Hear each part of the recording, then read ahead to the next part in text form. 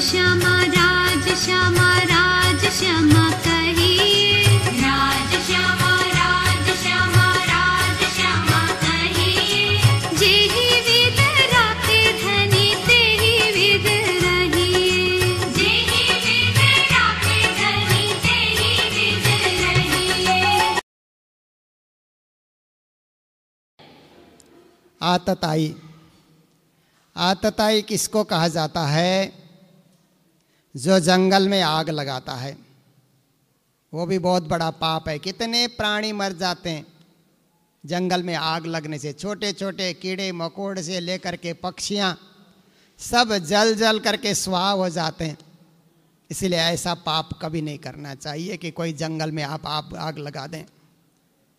फिर दूसरे को जहर देना, ये भी आतताई का काम है, ये भी पाप का काम है कि किसी को जहर देना।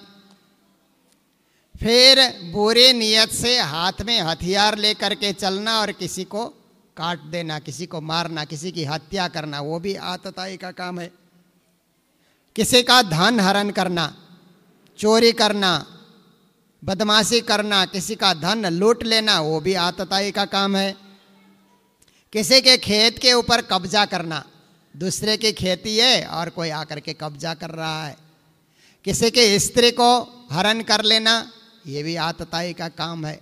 तो आतताई को तो सबसे बड़ा पापी माना गया है। तो कहते हैं गुरुपुत्र होते हुए, गुरु द्रोणाचार्य का पुत्र होते हुए अश्वत्थामा ने आतताई का काम किया है। इसलिए उसको भी उसी तरह पकड़ करके द्रौपदी के सामने लाया जाए और द्रौपदी के देखते देखते उसका वध कर दिया जाए। ये सोच करके अर्जुन ने प्रतिज्ञा कर ली कि मैं उसको पकड़ करके ले आऊँगा। श्री कृष्ण भी उनके साथ हो गए और अर्जुन अब जो उनकी तलाश में निकल पड़े तो अश्वत्थामा ने विचार किया कि अब मैं पकड़ा जाऊंगा। तो उसके पास ब्रह्मास्त्र था, उसने ब्रह्मास्त्र सजा करके अर्जुन के तरफ छोड़ दिया। जब ब्रह्मास्त्र अब अर्जुन के तरफ चल करके आया, अर्जुन ने देखा अब बचने का कोई उपाय नहीं है। कृष्ण से पूछते हैं, हे श्री कृष्ण, ये ब्रह्मास्त्र तो अब सबको जला करके राख कर डालेगा जो अश्वत्थामा ने छोड़ा है। इसके निस्तेज करने के लिए क्या उपाय है? कृष्ण ने कहा ब्रह्मास्त्र के बदले में ब्रह्मास्त्र ही छोड़ना चाहिए। तुम्हारे तुणीर में जो ब्रह्मास्त्र है उसको छोड़ो, अब क्या काम आएगा। तुम भी ब्रह्मास्त्र का संधान करने के लिए ब्रह्मास्त्र ही छोड़ो, भगवान का आदेश मिला। अर्जुन ने इधर से ब्रह्मास्त्र छोड़ा और ब्रह्मास्त्र आपस में टकरा गए तो बिजली चमकने की भांति चारों तरफ प्रकाश छा गया और सब जगह अंगारे बरसने लगे। इस प्रकार का दृश्य जब उपस्थित हो गया तो श्री कृष्ण ने अपने सुदर्शन चक्र के द्वारा उनका समन किया। उनके उस ज्योति, उस ताकत को श्री कृष्ण ने क्या किया? अपने बस में कर लिया। उसके बाद अश्वत्थामा पकड़ा गया तो श्री कृष्ण ने कहा था ये तो आतताई है, इसको यहीं वध कर दो। नहीं, द्रौपदी के सामने ले जा करके सब काम होगा। जब द्रौपदी के सामने लाया गया और ला करके कहा गया, द्रौपदी तुम्हारे 5 बेटों का वध करने वाला यही पापी है, अब इसका अंत कर दिया जाए। द्रौपदी ने देखा, विचार किया तो द्रौपदी का हृदय द्रवित हो गया। द्रौपदी कहने लगे, मुंचता मुंचता मेसा ब्राह्मणों नितराम गुरु। ये ब्राह्मण है, ब्राह्मण हमेशा गुरु कहलाते हैं, इसलिए इसको छोड़ दो, इसको छोड़ दो, इसका वध न किया जाए। क्योंकि आज मेरे बालकों का वध इसने किया है।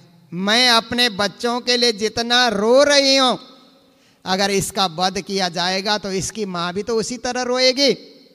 किसी माँ को रुलाना ये सही नहीं है।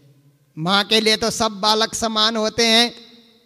यार ये तो गौतमी जो गुरु माँ है, गौतमी, वो भी मेरी तरफ बेवल हो करके छाती पीट पीट करके पुत्र वियोग में रोएगी जैसे मैं रो रही हूँ। इसलिए इसको माफ़ कर दिया जाए, इसको छोड़ दिया जाए। तो अर्जुन कहते हैं, भगवान अब द्रौपदी तो इसको छोड़ने की बात कर रही है, क्या किया जाए, आप न्याय कीजिए, इसका वध कर दें या इसको छोड़ दें। तो ब्रह्म बंधुर्न हत्यम्य आतता ही बधार्षण, भगवान श्री कृष्ण कहते हैं कि ब्राह्मण को नहीं मारना चाहिए। हमारा शास्त्र तो ये कहता है कि ब्राह्मण का वध नहीं करना चाहिए और आतताई को जिंदा नहीं रखना चाहिए। ये आतताई है इसलिए इसका वध हो जाना चाहिए, पर ये ब्राह्मण है इसलिए ब्राह्मण का वध नहीं भी होना चाहिए। तो श्री कृष्ण ने कहा अर्जुन को कि हे अर्जुन, ऐसा करो कि इसके सिर में मणि है, इसलिए वो मणि निकाल दो और मणि निकाल करके अपने तलवार से सिर की मणि को उतार दो और उसके बाल को भी उतार दो। तो इसके लिए यही बड़ी सजा है। ये मणि निकलने के बाद निस्तेज हो करके ये वन वन में भटकता रहेगा और अपने कृत्यों के लिए पछताता रहेगा। यही इसके लिए सबसे बड़ी सजा है। भगवान का आदेश पा करके अर्जुन ने यही कार्य किया और इसके बाद फिर युधिष्ठिर को राजा बनाया गया। तो युधिष्ठिर को राजा बनने का कोई सुख नहीं है। सारे अपने बंधु बांधवों को मार करके मैं राज सिंहासन में बैठा हूँ, मुझे ये राज सिंहासन का जरा भी सुख का अनुभव नहीं हो रहा है। अपने प्रियजनों को मार दिया, कितनी सारी स्त्रियां विधवा बनी हुई है और कितने सारे बालकों के पिता नहीं हैं। ऐसे इस स्थिति में खून से सने हुए इस राज्य का मैं राजा, किस काम का मैं राजा। श्री कृष्ण ने कहा कि हे युधिष्ठिर, जो ये संसार में मरना ये तो पूर्व निश्चित होता है और कोई ज़्यादा पाप करते हैं तो जल्दी भी मर जाते हैं। इसलिए जो मर गए उनके नाम से शोक करने से अब कोई लाभ नहीं है। उनके नाम से गंगा किनारे चलो और तर्पण करो, जलांजलि दे दो उनको, जलांजलि दे करके उनकी मुक्ति की कामना करो। भगवान का आदेश हुआ तो उस समय महाराज युधिष्ठिर और अंधे राजा धृतराष्ट्र भी जिंदा ही है, गांधारी भी जिंदा है, 100 बच्चे मारे गए।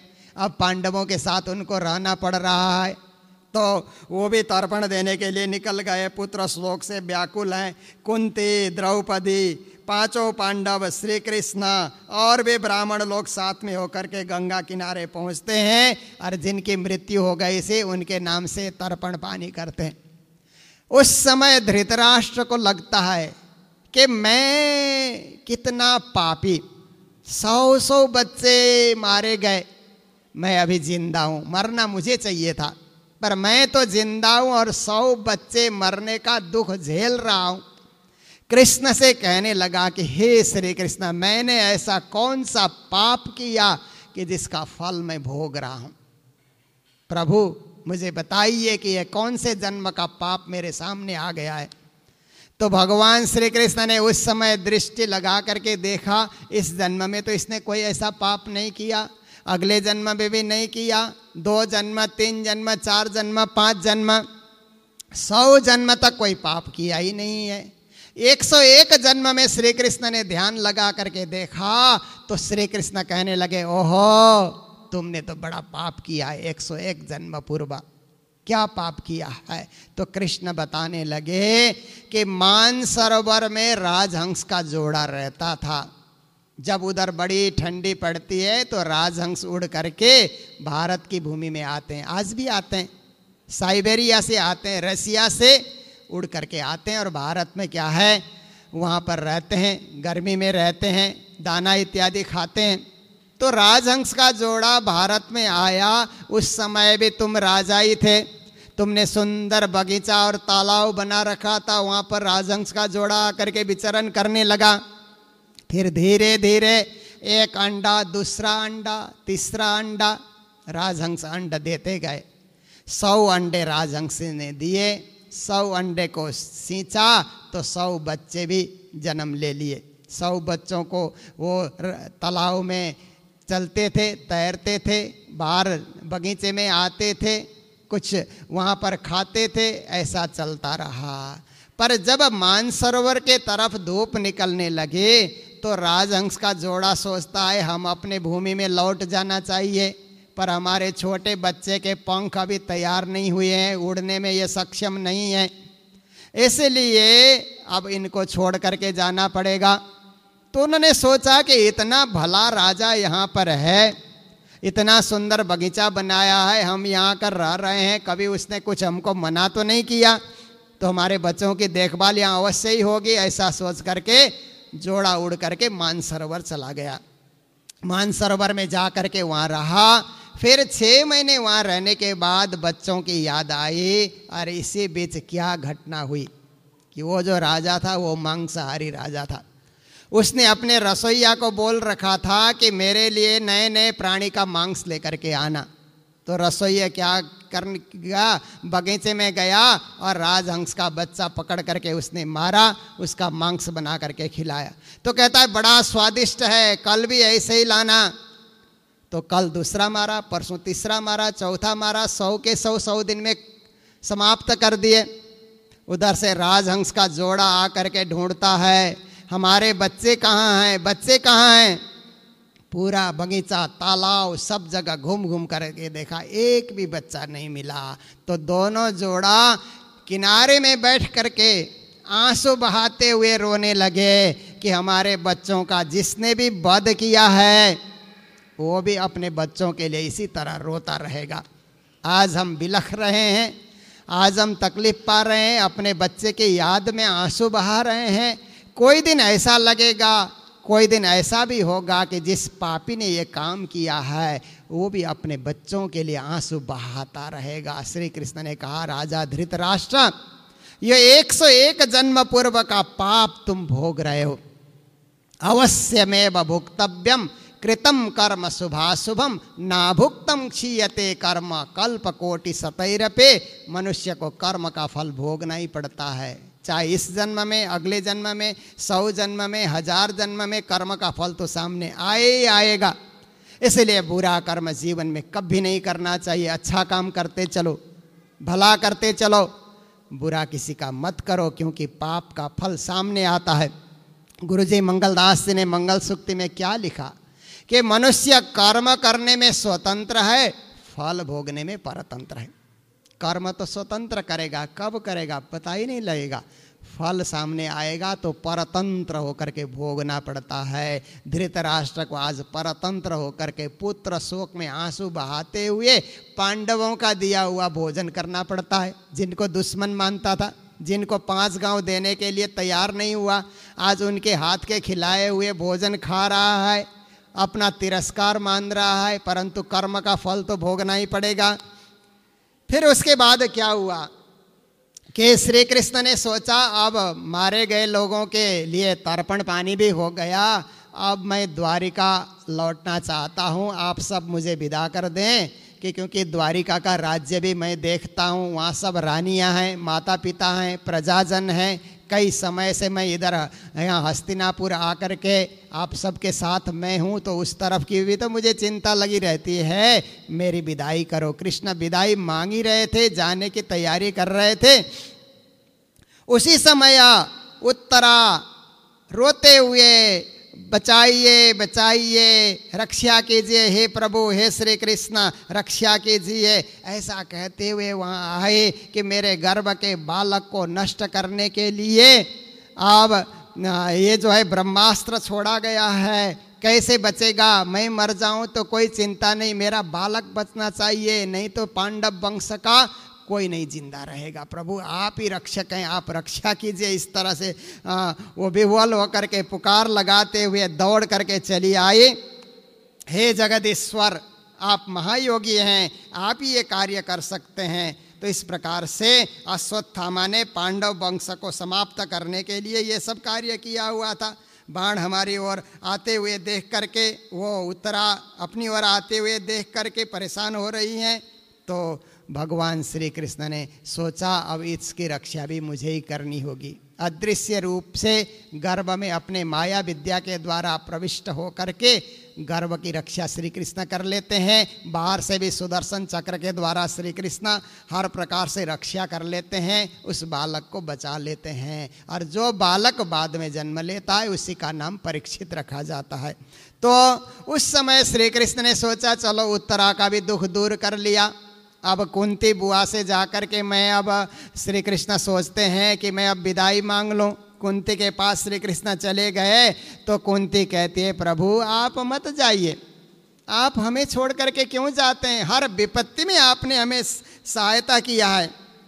लाक्षागृह में भयानक आग से आपने बचाया, हिडिंबा आदि राक्षसों के दृष्टि से आपने बचाया, दुष्टों ने जो जुआ खेला सभा में उस समय आपने रक्षा की, बन के अनेक विपत्तियों में आप रक्षक बने, हर प्रकार से शस्त्र अस्त्र से ब्रह्मास्त्र से आपने ही बचाया। हे जगत गुरु श्री कृष्ण आप हमें छोड़ करके न जाइए। अगर आप जाना ही चाहते हैं, अगर आपको द्वारका जाना ही है तो मुझे एक चीज़ दे करके आप जाएं, एक दुर्लभ चीज मुझे आप दे करके जाएं। तो कुंती क्या मांगती है? विपदा संतु न सस्व तत्र तत्र जगत गुरो भवतो दर्शनम यस्यात् न पुनः भव दर्शनम।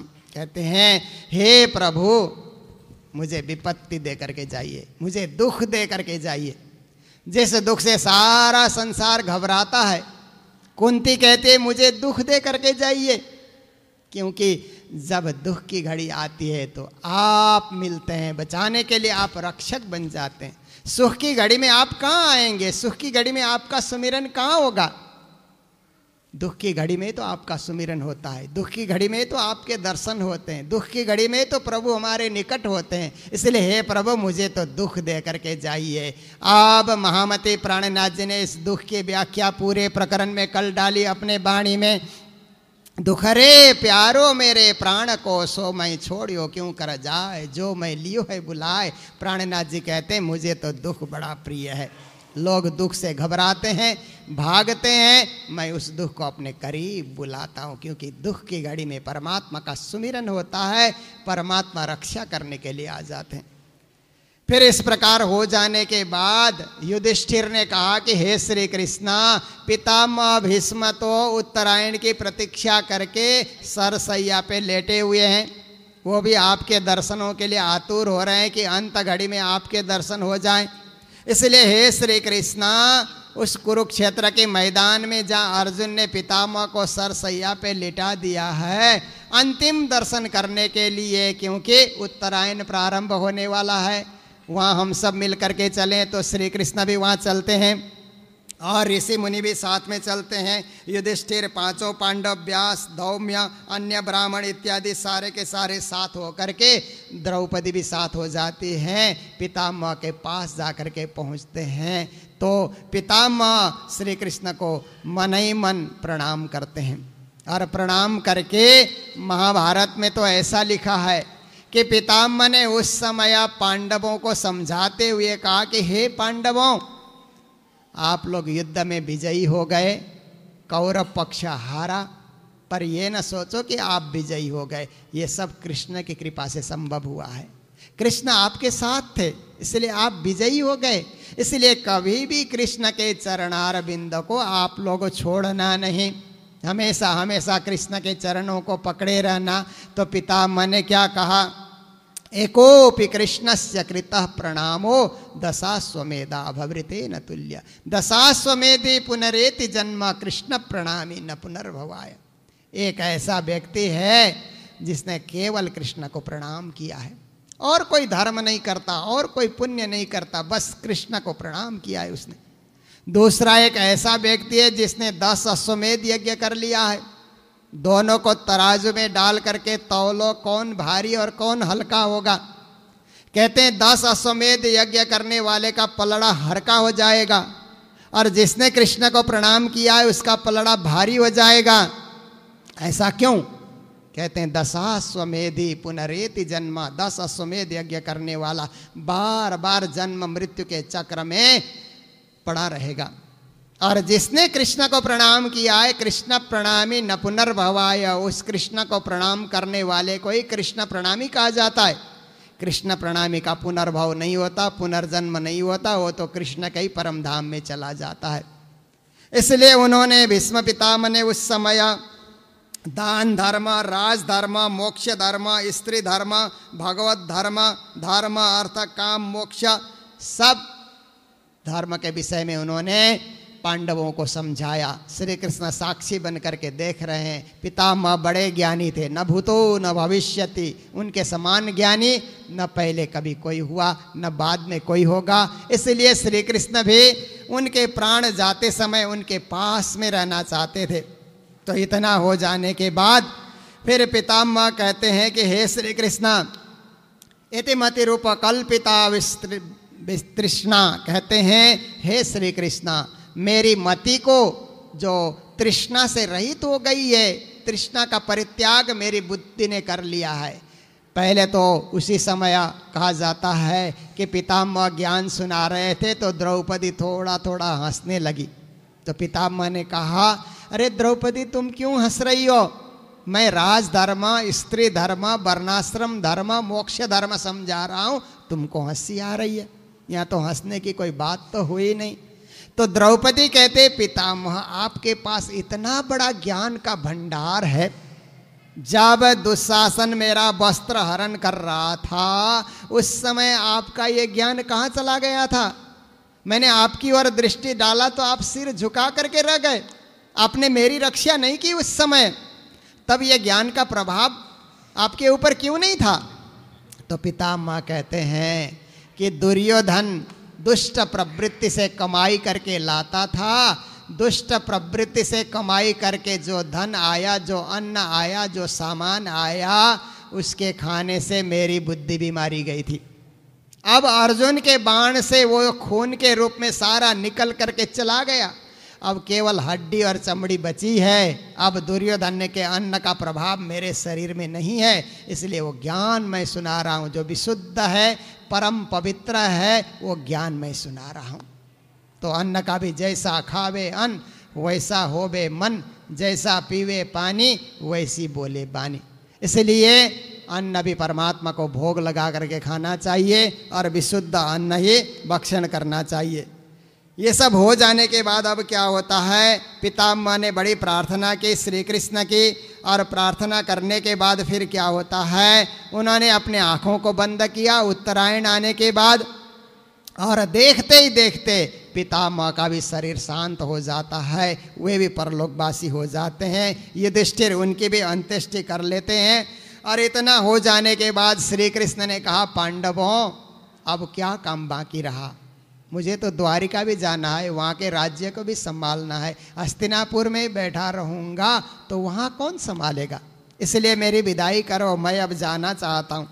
जब भगवान ने ऐसा कहा तो युधिष्ठिर ने राजोचित सम्मान के साथ श्री कृष्ण की विदाई की तैयारी कर दी, और विदाई में हर प्रकार के सामान सामग्री, रथ घोड़े हाथी पहुँचाने के लिए, और बहुत सारे योद्धा भी साथ में, बीच बीच में नदियाँ समुद्र पर्वत वनस्पति लताएं, इन सब को पार करते हुए जाना है।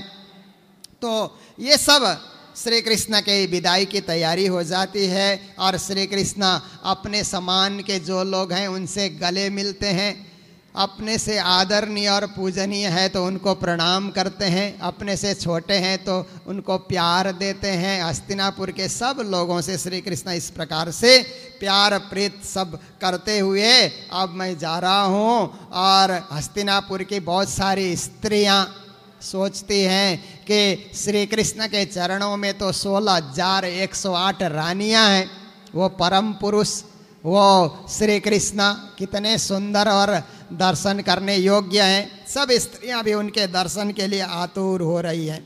श्री कृष्ण वहाँ से विदा हो जाते हैं, और विदा होकर के ब्रह्मावर्त, कुरुक्षेत्र, मत्स्य देश, सारस्वत, मरुधन्व देश पार करते हुए सौबीर आदि आदि पार करके आविर देश, और आविर देश भी पार करने के बाद आनर्त देश में आकर के पहुँचते हैं। उसी को द्वारका कहा जाता है। तो विभिन्न अलग अलग राजाओं के देश को पार करते हुए द्वारिका जा कर के पहुँचते हैं। रथ में आए थे, घोड़े भी थके हुए थे, स्वयं भगवान भी इतनी यात्रा करके आए थे। तो उस समय जब द्वारिका वासियों को पता लगा कि भगवान हस्तिनापुर से लौट करके आए हैं, सारी प्रजा उठ करके कृष्ण के दर्शनों के लिए आतिर हो करके, कोई वाणी गाते हुए, कोई वेद ध्वनि करते हुए, भगवान ने भी अपना पांचजन्य शंख बजा करके सबको सचेत कर दिया, मैं आ गया हूँ लौट करके। तो उस समय सबके सब कृष्ण के पास आकर के, हे स्वामी, आपके बिना बड़ा सुना सुना लग रहा था, सारी द्वारिका नगरी आपके बिना नायकहीन हो गई थी। प्रभु आप पधारे, धन्य है, आप यहीं बैठे रहिए, कहीं मत जाइए, हमारे हृदय में बैठिए। आपके लिए आसन हमारा हृदय है, आप ही हमारे सद्गुरु, आप ही हमारे परब्रह्म, आप ही हमारे आराध्य। हस्तिनापुर के लोग भी आपका आशीर्वाद चाहते हैं, मथुरा के लोग भी आपका आशीर्वाद चाहते हैं, पर आपका आशीर्वाद सबसे ज़्यादा हम लोग लेना चाहते हैं। इसलिए प्रभु आप वहाँ कभी कभार जाते हैं तो इतना सुना सुना हो जाता है द्वारिका में, अब आगे ऐसे हम लोगों को इस प्रकार से अकेले छोड़ करके आप न जाएं। इस प्रकार द्वारिका के सब लोग वहाँ पर पूरे द्वारिका नगरी को भगवान के आगमन पे सजा रहे हैं, ध्वजा पताका इत्यादि लगा करके, झाड़ू इत्यादि लगा करके रास्ते की सफाई कर रहे हैं, चंदन इत्यादि लेप तैयार कर रहे हैं। उधर वसुदेव जी, अक्रूर, उग्रसेन और बलराम, प्रद्युम्न आदि आदि सब, जाम्बवंती नंदन, सांबा इत्यादि सब के सब श्री कृष्ण के आगमन में स्वागत की तैयारी में सब सुसज्जित हो करके और हर प्रकार से श्री कृष्ण के दर्शनों के लिए लालायित हो रहे हैं। भगवान जा कर के सबसे मिलते हैं और सबसे पहले जा कर के अपने माता पिता के महल में श्री कृष्ण जाते हैं और जा कर के वसुदेव जी को, देवकी और अन्य माताओं को सबको प्रणाम कर लेते हैं, सिर झुका करके प्रणाम करते हैं। माताएं भी ये नहीं सोचती हैं कि ये प्रभु हैं, परमात्मा हैं, ये सबके स्वामी, ऐसा नहीं सोचती है। ये तो हमारा बालक ही ऐसा सोच करके अपनी गोद में बिठा लेती हैं। इसका अर्थ है माँ के सामने कोई बड़ा नहीं होता, माँ तो माँ है, तो माएँ भी प्रसन्न होकर के अपनी गोद में बिठा लेती हैं और प्यार स्नेह देती हैं। इस प्रकार से फिर कृष्ण की रानियां सोच रहे हमारे प्राणनाथ कब आएंगे, कब पहुँचेंगे, हमारे प्रिय परमात्मा श्री कृष्ण कब आएंगे, ऐसे वो भी प्रतीक्षा कर रही थी। फिर अपने रानियों के महल में श्री कृष्ण चले जाते हैं, सब रानियों को बड़ा आनंद आता है। और इस प्रकार से जिन्होंने कृष्ण को पहचाना वो प्रभु के रूप में भज रहा है, जिन्होंने श्री कृष्ण को पूर्ण रूप से नहीं पहचाना वो एक रक्षक के रूप में भज रहा है। और कुछ कुछ रानियों ने तो हमारे प्रियतम है श्री कृष्ण इतना ही पहचाना, सब रानियों ने कृष्ण को पूर्णतया नहीं पहचाना। कुछ रानियां कहती हैं हमारे प्रियतम परदेश चले गए थे, अब हमारे घर आ गए हैं, ऐसा सोचती हैं। इसलिए जाके रही भावना जैसे, प्रभु मूर्ति देखी तिन तैसे, भावे ही विद्यते देवो तस्मात् भाव ही कारणात्। हम अपनी भावना को उच्च बनाएं तो परमात्मा की पहचान हो जाती है, और हम अपनी भावना को उच्च न बना सकें तो कभी कभी परमात्मा की पहचान भी मानव के रूप में ही हम कर लेते हैं। इसलिए उस परमात्मा को पहचानने की दृष्टि हमारे पास हो, ये बहुत ज़रूरी है। तो इन्हीं शब्दों के साथ आज की कथा को विश्राम दे रहे हैं। रोज़ मिलेंगे, रोज़ कथा का आस्वादन करते रहेंगे, क्योंकि ये तो महीना व्यापी चलने वाली कथा है। इसलिए थोड़ा थोड़ा करके इसका रसपान करके हम जीवन को धन्य बनाएंगे। बोलो कृष्ण कन्हैया लाल की, सद्गुरु महाराज की, प्राणनाथ प्यारे की। राज श्यामा राज श्यामा राज श्यामा कहिए, राज श्यामा राज श्यामा राज श्यामा कहिए। जेहि विध राखे धनी तेहि विध रहिए, जेहि विध राखे धनी तेहि विध रहिए।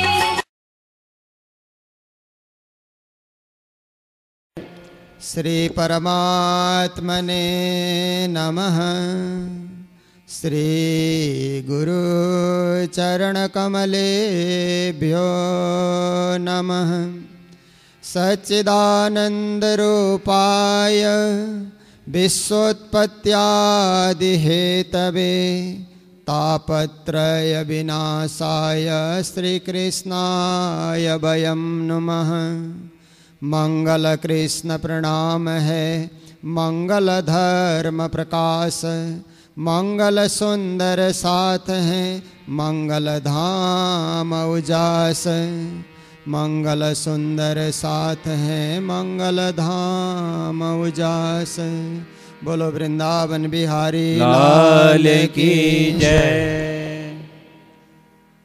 श्रीमद् भागवत की रसमयी कथा श्रावण मास अंतर्गत पवित्र बेला में, पवित्र स्थान में पवित्र कथा का रसस्वादन कर रहे हैं। यह अवसर जीवन का स्वर्णिम अवसर है। यह क्षण जीवन का दुर्लभ क्षण है। यह मौका जीवन का सबसे महत्वपूर्ण मौका है। हम अपने आत्म स्वरूप को जानने के लिए, परमात्मा स्वरूप को जानने के लिए, परमात्मा की पहचान करने के लिए और उस मोक्ष रूपी फल प्राप्त करने के लिए एक पवित्र उद्देश्य लेकर के इस मंगलधाम के हाल में एकत्रित हैं। श्रीमद् भागवत प्रथम स्कंद की कथा।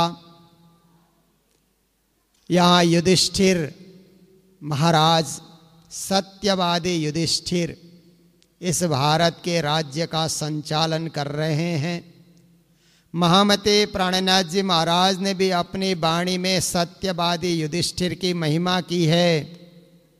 वे कहते हैं, प्रहलाद, युधिष्ठिर, वसुदेव, बलि, रुक्मागध, हरिश्चंद्र, सगाल, दधीचि, मोरध्वज, कसनी कर छूटे या फंद, सत्यवादी नाम केते लेहूं, कई हुए तरन तारन, सतन छोड़े कई दुख सहे सो यादिन के कारण। इस भारतवर्ष में सत्यवादी बहुत सारे हुए। सत्य को उन्होंने इस तरह से पकड़ा, कई दुखों को उन्होंने सहन किया, कई कष्टों को उन्होंने सहन किया, पर सत्य को उन्होंने नहीं छोड़ा। प्रहलाद, युधिष्ठिर, वसुदेव, बलि, रुक्मागध, हरिश्चंद्र, एक एक की अलग अलग कहानी है। सत्य को बचाने के लिए उन्हें कितने सारे कष्टों को देखना पड़ा। युधिष्ठिर जब विद्यार्थी थे, 5 पांडव और 100 कौरव गुरु द्रोणाचार्य के विद्यालय में अध्ययन करते थे। एक रोज धृतराष्ट्र ने कहा कि गुरुदेव, हमारे बच्चों को आप केवल बाण विद्या सिखा रहे हैं या वेद विद्या भी सिखा रहे हैं? वेद विद्या भी पढ़ाइए। तो कहा ठीक है, कल से वेद विद्या की शिक्षा दी जाएगी, बाण विद्या के साथ वेद विद्या भी पढ़ाई जाएगी। दूसरे दिन विद्यालय में विद्यार्थी एकत्रित हुए तो गुरु द्रोणाचार्य ने कहा, विद्यार्थियों, वेद का पहला पाठ आप लोगों को पढ़ाया जाएगा और वेद ऐसी विद्या है कि कंठाग्र, मुखाग्र करने की जरूरत होती है, कंठस्थ करने की जरूरत होती है। इसलिए मैं पाठ समझा रहा हूं, आप लोग कल कंठस्थ करके आना। सब विद्यार्थी ने कहा, हाँ गुरुजी, हम लोग कल कंठस्थ करके आएंगे। उन्होंने पाठ पढ़ाया, सत्यम वद धर्मम चर। इतना पाठ पढ़ाया। कहते हैं कल याद करके आना। सब विद्यार्थी कहते हैं अभी याद हो गया गुरु महाराज, आप आगे पाठ पढ़ाइए ना। सत्यम वद धर्मम चर, ये कौन सी बड़ी बात है? उन्होंने कहा इसका अर्थ अभी तुमको समझाया जाएगा। सत्यम वद का अर्थ होता है सदा सत्य बोलना, झूठ कभी जीवन में नहीं बोलना। और धर्मम चर का अर्थ होता है धर्म का आचरण करना, धर्म विमुख कभी नहीं बनना, जीवन भर धर्म का पालन करना, अंतिम श्वास तक धर्म को नहीं छोड़ना, धर्म को साक्षी बना करके रखना। उन्होंने अच्छी तरह से उसकी व्याख्या भी सुनाई। दूसरे दिन विद्यार्थी आए विद्यालय में तो गुरु द्रोणाचार्य ने कहा, कल का पाठ याद है? 100 के 100 कौरव खड़े होकर के बोलते हैं, हाँ याद है गुरुजी, सत्यम वद धर्मम चर। पांडवों को पूछा तो युधिष्ठिर को छोड़ करके चारों पांडव, भीम, अर्जुन, नकुल, सहदेव, 4 के 4 कहते हैं हमें भी कंठस्थ है सत्यम वद धर्मम चर। युधिष्ठिर को पूछा गया तो कहते मुझे याद नहीं है। गुरु द्रोणाचार्य ने कहा शर्म की बात है, तुम सबसे बड़े हो, विद्यार्थियों में सबसे बड़े हो, और तुम नहीं याद कर सके। छोटे छोटे तुमसे छोटे जो भाई हैं सब याद करके सुना रहे हैं, तुम नहीं याद कर सके, कल याद करके आना। फिर कल आया, पूछते हैं मुझे याद नहीं हुआ, मैं कोशिश कर रहा हूं। करते करते एक एक दिन बढ़ाते हुए 15 दिन व्यतीत हो गए। 15 दिन में गुरु ने कहा कि युधिष्ठिर कल याद करके नहीं आओगे, कल 16वां दिन है, कल याद करके नहीं आओगे तो तुमको विद्यालय से बाहर कर दिया जाएगा और अन्य विद्यार्थियों को आगे पाठ दिया जाएगा। कहा गुरुदेव मैं कल जरूर कोशिश करूंगा। 16वें दिन में युधिष्ठिर गए तो गुरु द्रोणाचार्य ने पूछा आज तुमको पाठ याद है? कहा गुरु महाराज पूरा तो याद नहीं है, आधा आधा याद है। कितना याद किया तुमने?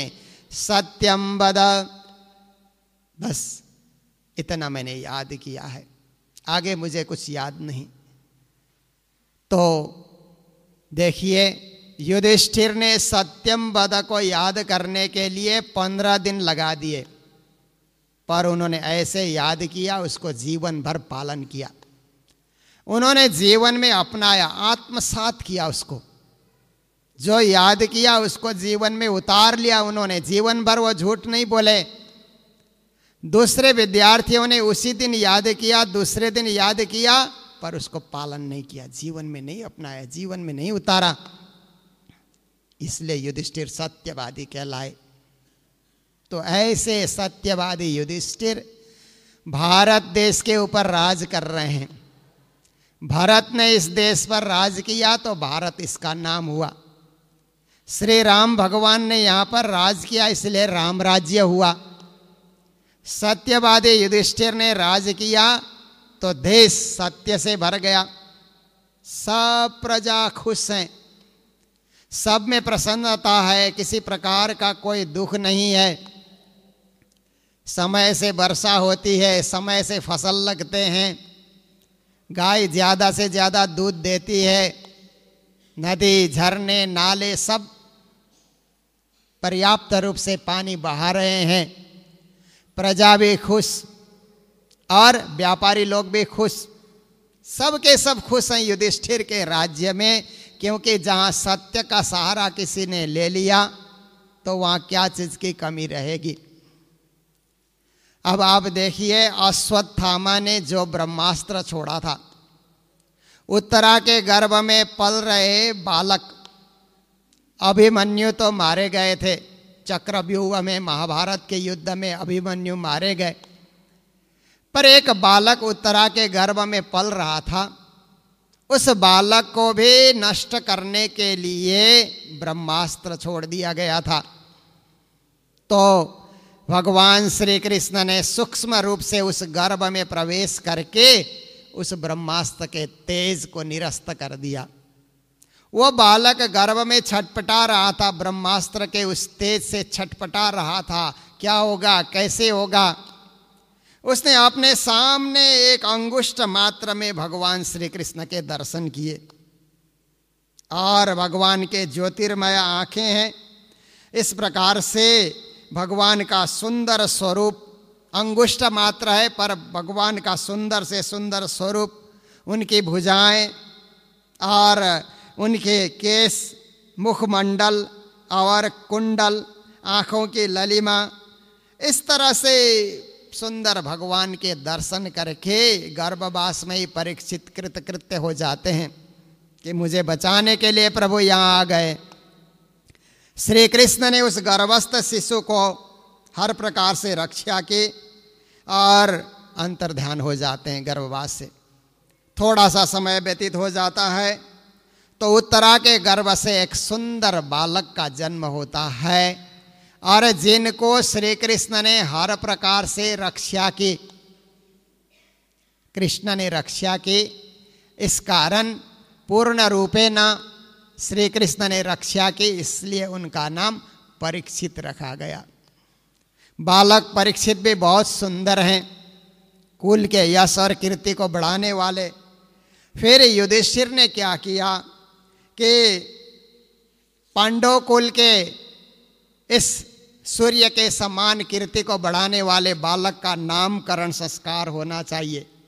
उन्होंने धौम्य और कृपाचार्य को बुलाया, ब्राह्मणों को बुलाया, मंगल वाचन स्वस्ति भाषण के बाद जात कर्म संस्कार कराया गया। युधिष्ठिर महाराज सब प्रकार से जानते थे कि ये बालक ही हमारे कुल की कीर्ति को रखने वाला है। उसके बाद नामकरण संस्कार हुआ और उनका नाम विष्णु रात करके रखा गया, पर बाद में परीक्षित नाम से वो प्रसिद्ध हुए। इस प्रकार से बड़े सुंदर बालक हैं और वहाँ आए हुए सारे ज्योतिषी और ब्राह्मण भविष्यवाणी कर रहे हैं, ये बालक सूर्य के समान प्रतापी होंगे, ये दानवीर भी होंगे, कृष्ण के अनुयायी होंगे, रंतिदेव के समान उदार होंगे, ययाति के समान धार्मिक होंगे, सिंह के समान पराक्रमी होंगे, हिमालय के समान आश्रय लेने योग्य होंगे और इनमें हर प्रकार के गुणी गुण विकसित होंगे, हर प्रकार से प्रजा के ये रक्षक बनेंगे, क्योंकि ये ज्योतिष शास्त्र भी महान शास्त्र है। अगर बालक के जन्म समय का पूरा जो है जन्म समय पूरा अच्छी तरह पता लग जाए कि इस घड़ी में बालक का जन्म हुआ है, इस नक्षत्र में बालक का जन्म हुआ है, तो ज्योतिष शास्त्र के द्वारा उसका भूत भविष्य वर्तमान सब कुछ पता लगाया जा सकता है। पर कभी कभी लोगों को जन्म का समय का ही निर्धारण नहीं हो पाता, इसलिए ज्योतिष विद्या कभी काम नहीं भी कर पाती है। पर ज्योतिष विद्या को भी एक शास्त्रीय विद्या मानकर चलनी चाहिए, क्योंकि आप देखते हैं वैज्ञानिक लोग अपने विज्ञान की गिनती के हिसाब से कब सूर्य ग्रहण है, कब चंद्र ग्रहण है निकालते हैं, और हमारे ज्योतिषी लोग भी पंचांग में अपनी गिनती से सूर्य ग्रहण और चंद्र ग्रहण का समय निकालते हैं। जो समय ज्योतिषियों ने निकाला पंचांग में, वही समय वैज्ञानिक लोग भी निकालते हैं। हिसाब करने का ढंग अपना अपना है, परंतु ज्योतिष विद्या के द्वारा भी आज के 10 साल बाद, 20 साल बाद, 50 साल बाद कहाँ कब सूर्य ग्रहण होगा, कहाँ से दिखेगा चंद्र ग्रहण, कहाँ होगा, सारा कुछ लिखा हुआ रहता है और वही समय में वही घड़ी में वो ग्रहण लगते हैं। इसलिए ज्योतिष विद्या भी सत्य विद्या है, पर इसका अनुसंधान और इसके विषय में गहन अध्ययन की आवश्यकता होती है। बड़े बड़े ज्योतिषी आए और वहाँ पर भविष्यवाणियाँ की। फिर युधिष्ठिर ने सोचा कि अब बालक का जन्म भी हो गया है, तो अब अश्वमेध यज्ञ करना चाहिए। राजा लोग घोड़े को छोड़ देते थे, जहाँ जहाँ घोड़ा जाता है पीछे पीछे सेना जाती है, और वहाँ के राजा को जीत करके, विश्व भर के राजा को जीत करके घोड़ा लौट कर आता है, तो बहुत बड़ा यज्ञ का आयोजन होता था, उसको अश्वमेध यज्ञ कहा जाता था। राजसूय यज्ञ, अश्वमेध यज्ञ, ऐसे महान महान यज्ञ राजा युधिष्ठिर ने किया। तो उस समय जब अश्वमेध यज्ञ कर रहे थे, तो उस समय उन्होंने अपने राजकोष में देखा कि अश्वमेध यज्ञ के लिए तो बहुत बड़ा धन की आवश्यकता होती है। राजकोष में उन्होंने देखा तो राजकोष में कुछ धन की कमी उनको नजर आई। फिर उन्होंने सोचा कि प्रजा से कर के रूप में जो वसूल किया जाता है, दंड और जुर्माने के रूप में जो कुछ वसूल किया जाता है, उतने से पर्याप्त नहीं है। ऐसे समय में युधिष्ठिर जरा चिंताग्रस्त हो रखे थे, तो श्री कृष्ण भगवान पहुंच गए, क्योंकि ये पांडव कुल के 5 भाइयों का जरा भी दुख श्री कृष्ण से देखा नहीं जाता था। श्री कृष्ण पहुंच गए, कहने लगे महाराज आप चिंतातुर क्यों हैं, चिंताग्रस्त क्यों है? कहते हैं राजकोष में पर्याप्त संपत्ति न होने के कारण अश्वमेध यज्ञ संपन्न नहीं हो पा रहा है। कृष्ण ने कहा इसमें चिंता करने की क्या आवश्यकता है, आप उत्तर की ओर भेज दीजिए अपनी सेना को, उत्तर की ओर भेज दीजिए।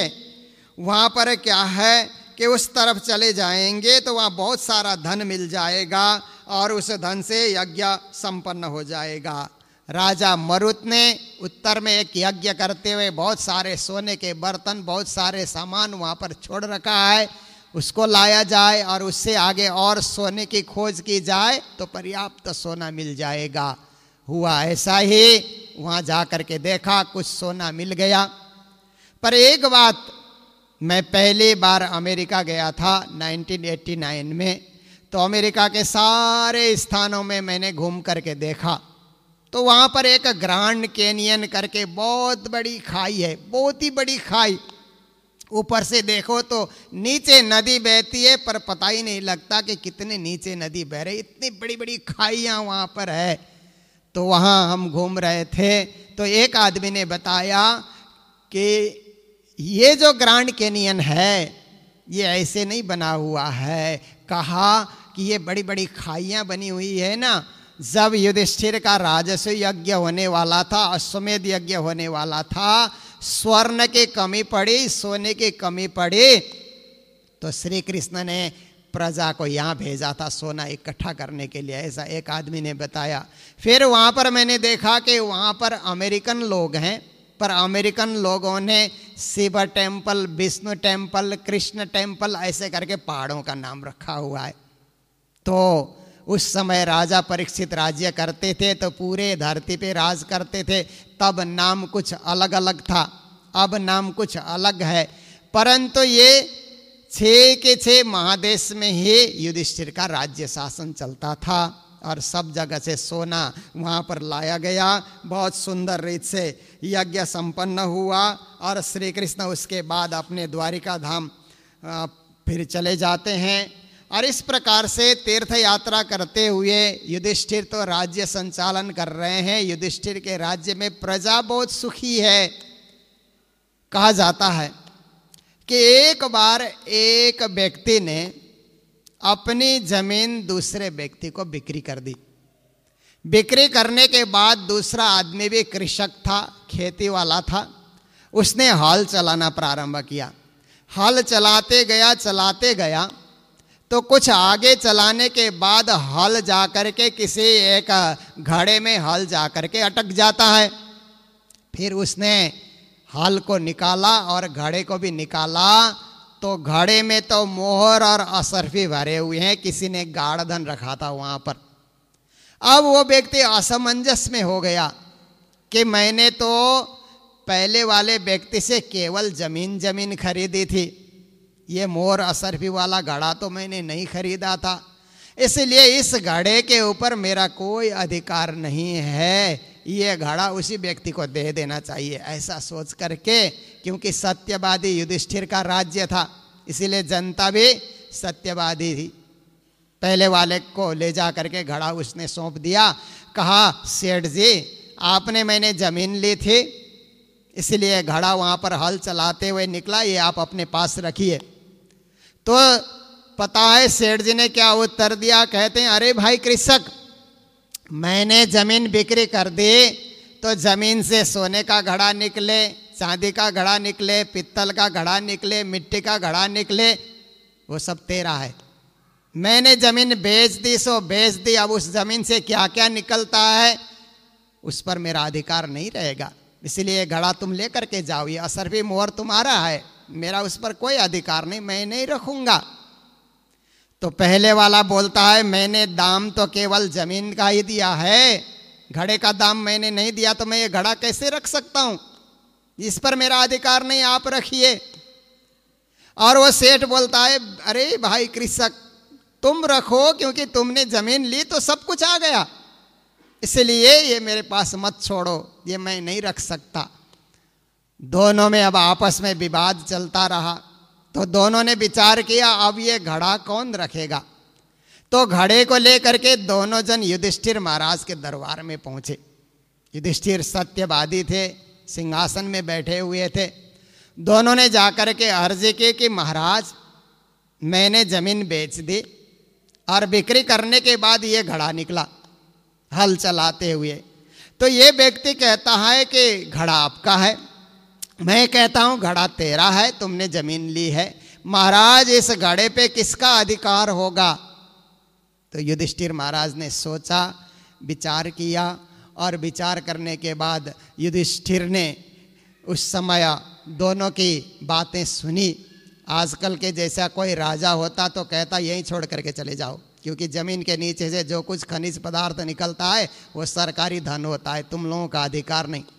पर युधिष्ठिर तो सत्यवादी थे, इसलिए जनता से जो कर के रूप में वसूल किया जाता उतना ही धन लेते थे, उससे ज़्यादा धन वो नहीं लेते थे। तो युधिष्ठिर ने बहुत देर तक विचार करके उन्होंने कहा कि घड़ा पर अब अधिकार किसका है, ये निर्णय अगर मुझे देना है तो मैं इतना ही कह सकता हूँ कि तुम दोनों का अधिकार है, इसलिए आधा आधा बांट लो, आधा आधा रख लो, धन के लिए विवाद न करो। तो ऐसा राज्य का वो संचालन करते थे। उस धन पर उन्होंने किसी प्रकार भी अपना जो है लोभ नहीं दिखाया, युधिष्ठिर ने भी, और दोनों आदमी भी आपस में लोभ नहीं दिखाते हैं। कैसी प्रजा रही होगी। तो इस प्रकार से सुंदर राज्य का संचालन कर रहे हैं। और विदुर जी, जब महाभारत का युद्ध होने वाला था, विदुर जी ने कहा था युद्ध न किया जाए, पर कोई सुनने को तैयार नहीं हुआ। वो तीर्थ यात्रा के लिए निकल गए थे। तीर्थ यात्रा करके लौट कर आते हैं तो 100 कौरव मारे गए। युधिष्ठिर राजा बने हुए हैं, धृतराष्ट्र और गांधारी अपने भाई और भाभी, उनसे विदुर ने आकर के मुलाकात की।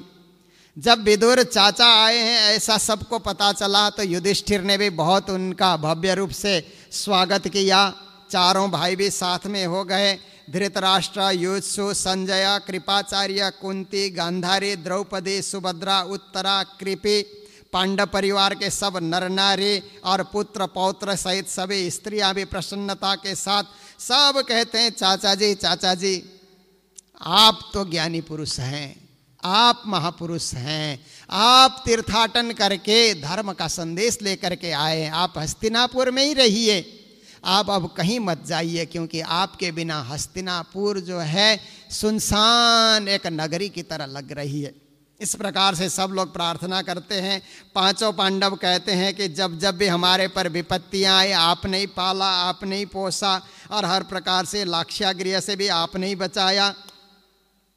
आप महातीर्थ स्वरूप हैं, महाज्ञानी हैं। तो उस समय युधिष्ठिर कहते हैं चाचा जी आप तीर्थ यात्रा में सारे भारत के तीर्थ में गए होंगे, तो आप द्वारिका भी गए होंगे।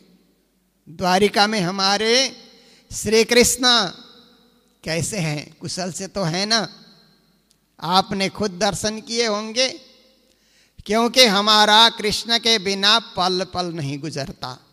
पर उनको तो द्वारिका भी संभालना होता है, उनको हस्तिनापुर भी संभालना होता है।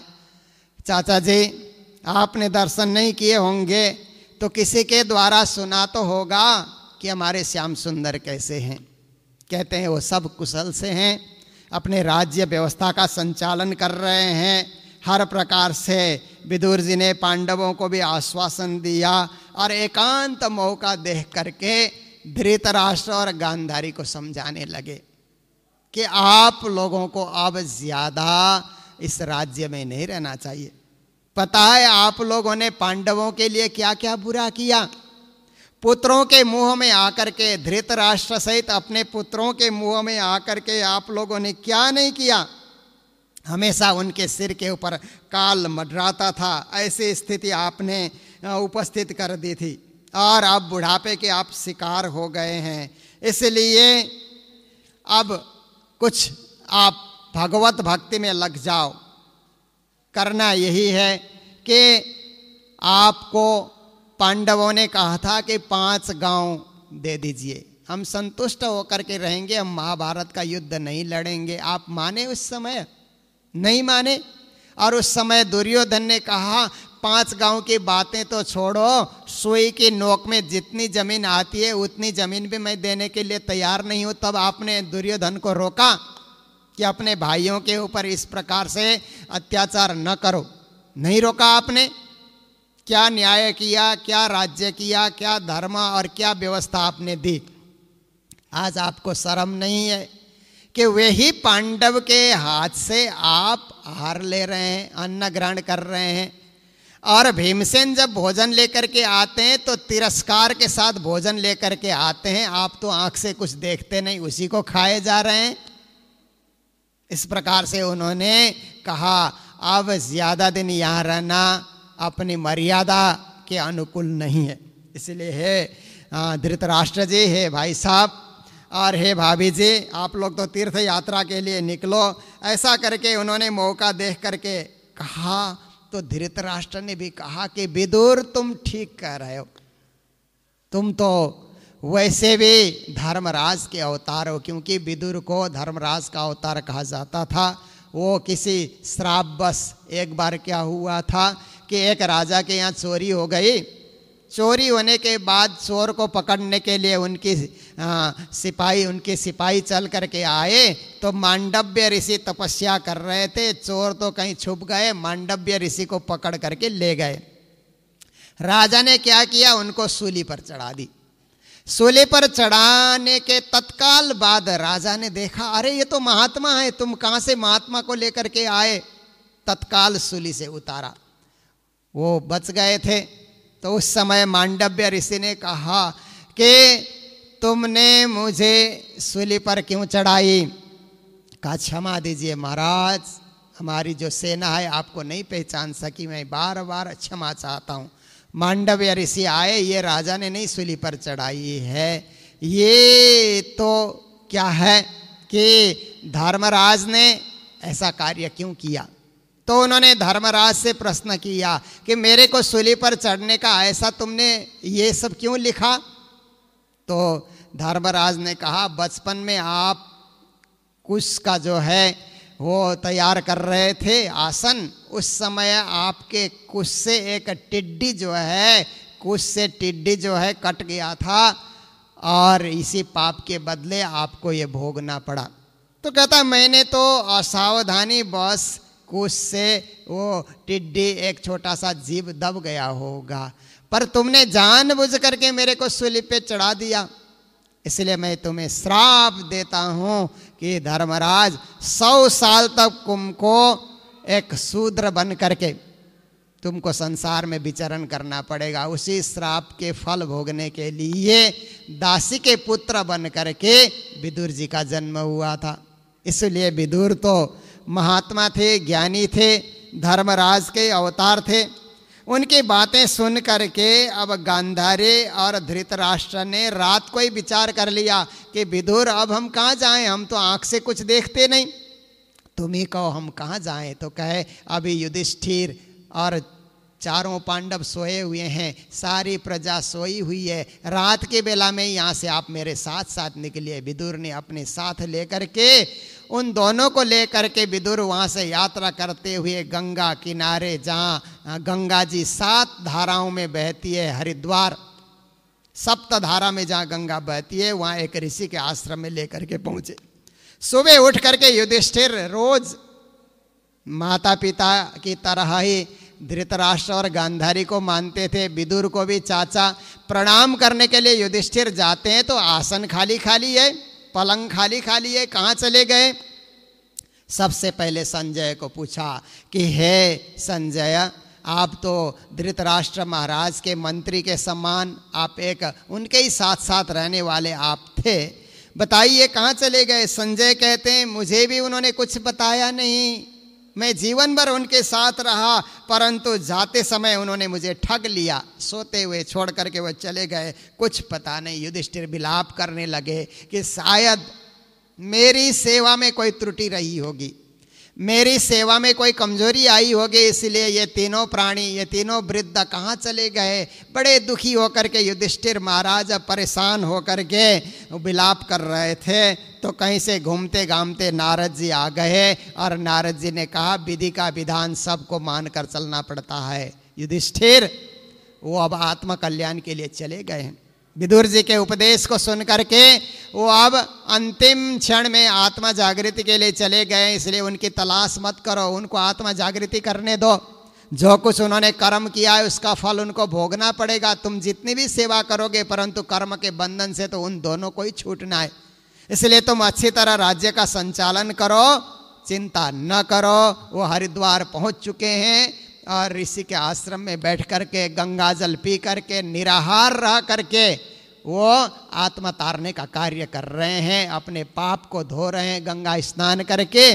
आज के 5वें दिन में धृतराष्ट्र और गांधारी दोनों ही परलोकवासी हो जाएंगे। उनके नाम से क्रियाकर्म तुम यहाँ करना, दान पुण्य कर देना, पर उनकी तलाश न करो। ऐसा नारद जी ने जब समझाया फिर नारद जी की शिक्षा मान करके युधिष्ठिर को कुछ सांत्वना मिल जाती है कि जन्म और मरण ये तो संसार का ये है, खेल है, इसमें तो हर एक को आना ही पड़ता है। जो जन्म लेता है वो एक दिन मर जाएगा, हर एक को इस मृत्यु को वरण करना है। मृत्यु तो एक अटल सत्य है, उसको हर एक को स्वीकार करना है। 5वां दिन व्यतीत हुआ, उन्होंने वहाँ जा कर के उनकी झोपड़ी में आग लगी, गांधारी धृतराष्ट्र दोनों जल करके भस्म हो गए। उनके जो है अंत्येष्टि विदुर जी ने वहीं पर करके वो भी तीर्थ यात्रा के लिए निकल गए। इधर युधिष्ठिर ने भी दान पुण्य उनके नाम से जो कुछ करना था कर दिया। फिर युधिष्ठिर राज्य का संचालन कर रहे हैं, पर राज्य का संचालन करते हुए कुछ अपशुकन हो रहा है, ऐसा युधिष्ठिर को महसूस होता है। उन्होंने अर्जुन को कहा कि प्रिय भाई अर्जुन, मुझे ऐसा लगता कि कहीं श्री कृष्ण को कोई कष्ट तो नहीं आया द्वारिका में। जाओ अर्जुन, जा करके द्वारिका में पता करो कि हमारे श्री कृष्ण जी को किसी प्रकार कोई विपत्ति आई होगी, क्योंकि मैं जो भी कार्य करता हूँ सब उल्टा ही उल्टा होता जा रहा है। कुछ भी मैं सोचता हूँ तो सारा काम उल्टा पुल्टा होता हुआ मुझे नज़र आ रहा है। और यहाँ पर मैं देखता हूँ कि भीमसेन से भी बातें करते हैं कि पुण्य शोक भगवान श्री कृष्ण क्या कर रहे हैं, जरूर हमें पता लगाना चाहिए। ऐसा करके अर्जुन को भेजा, अर्जुन चले गए। 7 महीने तक अर्जुन लौट करके नहीं आए, तो युधिष्ठिर को और ज़्यादा चिंता हो गई। फिर कहते हैं कि क्या हुआ, कहीं श्री कृष्ण अपनी लीला पूर्ण करने की तैयारी तो नहीं कर रहे हैं। आकाश से भी उल्कापात इत्यादि हो रहे हैं, धरती में भी भूकंप इत्यादि आ रहे हैं, सब प्रजा के शरीर में भी भयंकर रोग लग रहे हैं, सब और अपशुकन ही अपशुकन हो रहा है। क्या हो रहा है, मेरी बुद्धि में भी मोह आ गया है, मोह से ग्रस्त हो गई है मेरी बुद्धि। और इस प्रकार से भीमसेन से बातें करते हैं कि मेरी बाईं जंघा भुजा फड़क रही है, हृदय जोर जोर से धड़क रहा है, कोई अनिष्ट होने वाला है ऐसा मुझे अनुभव हो रहा है। सियार इत्यादि जोर जोर से चिल्लाते हैं और सूर्य की ओर मुख करके रोने लग रहे हैं। बिल्कुल इस तरह का वातावरण उपस्थित हो गया है। तो उन्होंने कहा कि देखो ये घोड़े इत्यादि जो भी हैं वो भी रोते हुए मुझे नज़र आ रहे हैं। ये सब जो अपशुकन मुझे नज़र आ रहा है, लगता है ज़रूर कोई घटना होने वाली है। और जिन गायों को ज़्यादा दूध देना चाहिए वो गायें भी दूध नहीं दे रही हैं। और देवताओं की मूर्तियों को देखता हूँ तो देवता लोग भी आंसू बहा रहे हैं, ऐसे मूर्ति से धर धर आंसू गिर रहे हैं, ऐसा मुझे एहसास हो रहा है। क्या हुआ, द्वारिका में सब कुशल से तो हैं, अर्जुन लौट करके क्यों नहीं आए? ऐसा सोच करके युधिष्ठिर बड़े चिंता मग्न हो गए। और 7 महीने बीतने के बाद फिर अर्जुन वहाँ से लौट करके आए। लौट करके आते ही युधिष्ठिर ने पूछा कि हे प्रिय भाई अर्जुन, कहो क्या समाचार है द्वारिका में? हमारे प्रभु ठीक ठाक से तो हैं और वृष्णि वंश से सारे कुशल से तो हैं, नाना सुरसेन जी प्रसन्न हैं और हमारे मामा वसुदेव जी कुशल पूर्वक हैं, मामी लोग कैसे हैं, वहाँ जो है श्री कृष्ण कैसे हैं, एक एक को पूछे जा रहे हैं। और अर्जुन अपना मुंह लटकाए बैठे हुए हैं, कोई जवाब नहीं देते हैं। अकेले युधिष्ठिर पूछे जा रहे हैं। तो पूछते पूछते कहा, अर्जुन तुम तो बड़ा पराक्रमी थे, हम 5 में सर्वश्रेष्ठ धनुर्धर तुम ही थे और कभी किसी से तुम डरते नहीं थे, बड़े हिम्मत वाले थे। आज ऐसा लगता है कि तुम्हारे हिम्मत को किसी ने छीन लिया है। ऐसी अवस्था तुम में कहाँ से आ गई? तुम श्रीहीन ऐश्वर्यहीन कैसे हो गए? फिर कहते हैं हर प्रकार के कमी तुम में नजर आ रही है, क्या कारण है? किसी ने तुम्हारा अपमान कर दिया, रास्ते में आते आते किसी ने अपमान कर दिया, ऐसा मुझे लग रहा है। या कोई अमंगल शब्द तुम किसी के सामने बोल करके आए हो, इसलिए तुम्हारा सिर झुका हुआ है। अथवा कोई याचक तुम्हारे सामने आया, उसको तुमने दान नहीं दिया, इसके लिए तुम्हें दुख सता रहा है। या देने की प्रतिज्ञा करके भी तुम प्रतिज्ञा नहीं निभा सके। या कोई शरणागत तुम्हारे पास आया और उसको तुमने शरण नहीं दिया। कोई ब्राह्मण, बालक, गौ, बुढ़े, रोगी, अबला, कोई प्राणी तुम्हारे शरण में आया हो और तुमने उसको त्याग दिया हो, इसलिए तुम मुंह लटकाए हुए हो, या कोई बुरा कर्म करके तुम आए हो इसलिए मुंह लटका रहे हो, क्या कारण है? कहीं तुमने बुढ़े और रास्ते में भूख के मारे बुढ़े और बालक के भोजन का हिस्सा छीन करके तो तुमने ग्रहण नहीं किया, जिसके चलते तुम्हारा मुंह लटका हुआ है? क्यों तुम्हारा मुंह लटका हुआ है? कोई निंदित कर्म करके तो तुम नहीं आए हो, क्या कारण है कहो? मैं जो पूछ रहा हूं कि तुम इस तरह से ऐश्वर्यहीन क्यों हो गए, और द्वारिका का समाचार क्या है मुझे सुनाओ। बड़े आतुर हो करके युधिष्ठिर महाराज अर्जुन को पूछ रहे हैं।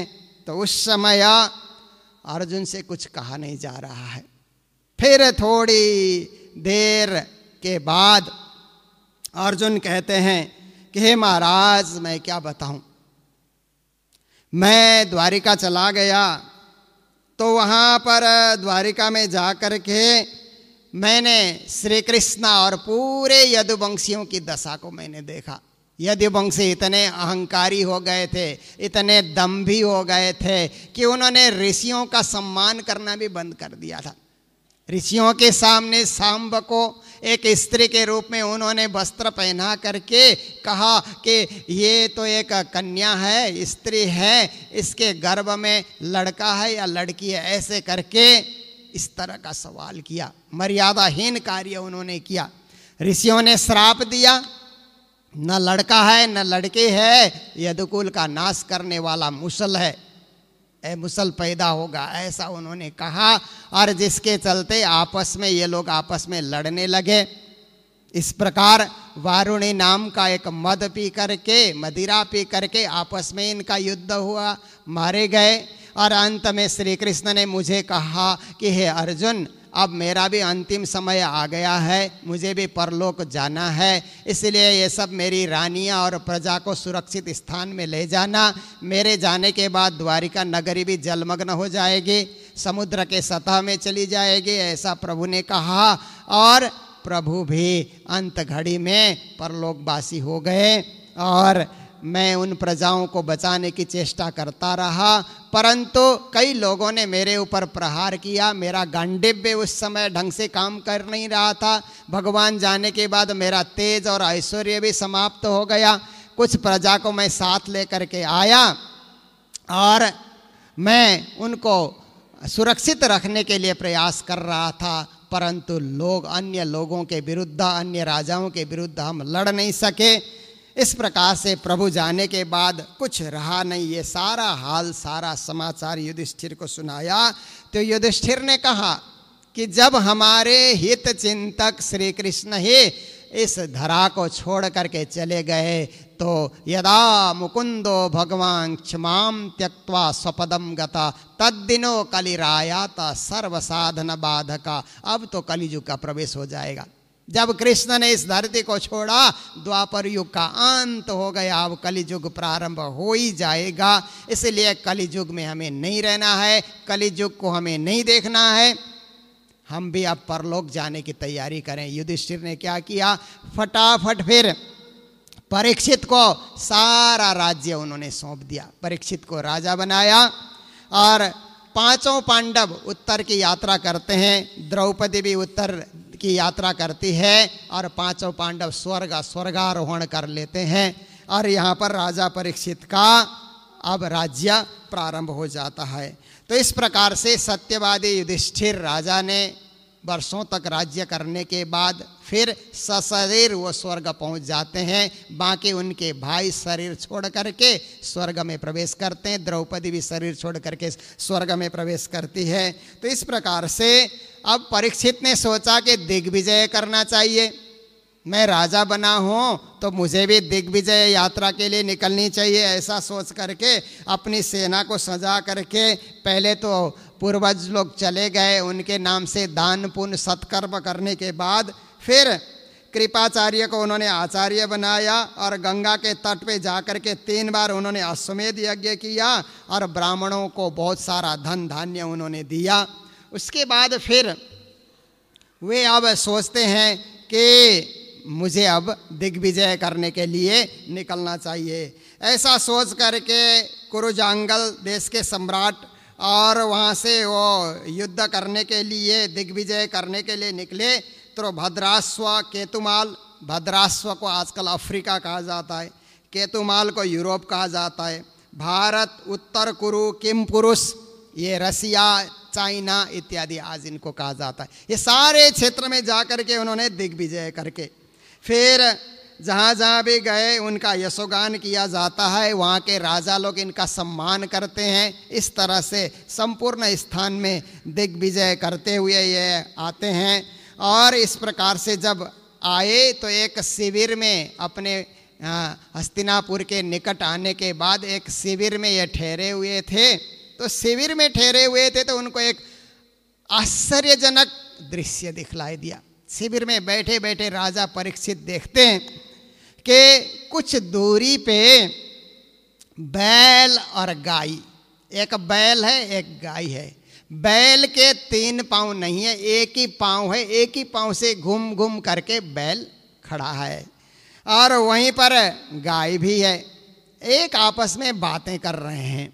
बैल गाय को कुछ सुना रहा है, गाय बैल को कुछ सुना रही है। तो उस समय बैल तो धर्म ही बैल के रूप में आया हुआ था और पृथ्वी ही गाय के रूप में थी। तो पृथ्वी कहती है कि हे धर्म, कृष्ण जाने के बाद तो अब पापियों का राज होगा यहाँ पर, इसलिए इस हमारे ऊपर तो बहुत सारे पापी आ जाएंगे, वध करेंगे, हत्या करेंगे, बुरा कर्म करेंगे, सब कुछ मुझे सहन करना पड़ेगा। धर्म कहता है कि देवी साध्वी तुम ज़्यादा चिंता न करो, पर मेरे ऊपर भी तो प्रहार होगा। धर्म को भी कलिकाल में कौन ज़्यादा महत्व देगा? सबसे पहले तो धर्म के ऊपर ही लोग प्रहार करते हैं, कलियुग के लोग। धर्म कुछ नहीं है, परमात्मा कुछ नहीं है, ऐसे करके सबसे पहले धर्म के पीछे पड़ जाते हैं। अब कौन बचाएगा, क्या होगा? अब तो कलियुग आ ही गया है, इस कलियुग के प्रहार से हमें कौन बचाएगा?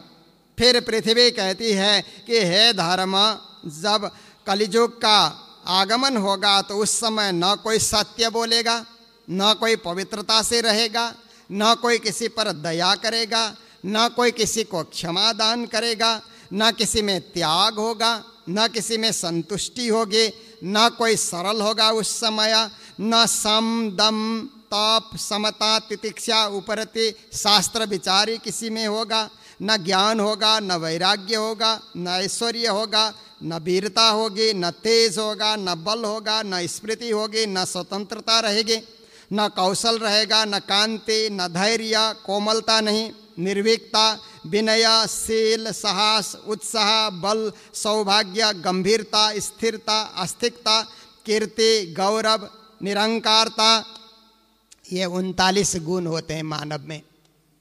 मानव में 39 गुण होने से ही मानव धर्मनिष्ठ बन सकता है, पर कलियुग में ये 39 के 39 गुण नहीं रहेंगे, ऐसा करके पृथ्वी बता रही है। आपस में बातचीत चल रहा है और राजा परीक्षित वहाँ पर बैठे बैठे सुन रहे हैं। तो इस प्रकार से वो परीक्षित ने उस समय विचार किया कि ओहो, ये जो बैल है ये तो एक ही पैर पे खड़ा है और बड़ा कष्ट पा रहा है।